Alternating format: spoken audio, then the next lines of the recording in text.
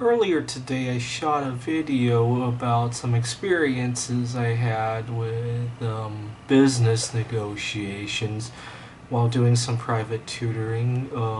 There was one other disappointment that I didn't mention that last video, and it's one that I haven't found a perfect solution to. So this is a exercise for you guys out there.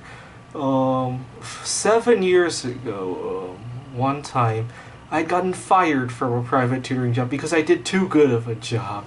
So I was still working on my PhD. This was before I ever wrote a computer game. And so I wasn't charging all that much in the first place.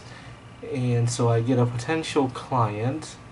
And after 3 sessions, her mother had called me and thanked me for what a good job I had done. She understood all the materials, and they were canceling the session that they had set up for later that week. At first, my heart didn't sink that much. I was thinking that she's got to have other classmates who are taking the same course. Weeks passed by, and eventually I forgot about them. And then it dawned on me that day when I answered the phone, I basically heard, "Great job, you're fired." Actually, after that, I was looking at other tutoring jobs, and sometimes people ask for references, and I gave their name. They never even bothered to return a phone call or an email. It was just, "Great job, you're fired." See, one thing I think I might do in the future is when I give my quote, to give a discount if they'll prepay for a number of sessions. And that way, if they prepay for 10 sessions and they come to 3 and understand all the material, well, they can come to the other 7 if they're really bored out of their mind, and maybe I'll talk about whatever I want to talk about. If it's computer science tutoring, maybe I'll use the 7 hours to brag about my computer games. So I love doing that anyway, and now I'm actually being paid to do that. That might be one solution. I don't quite have the name in me to get people to prepay for 10 sessions, so that's a little bit tricky today.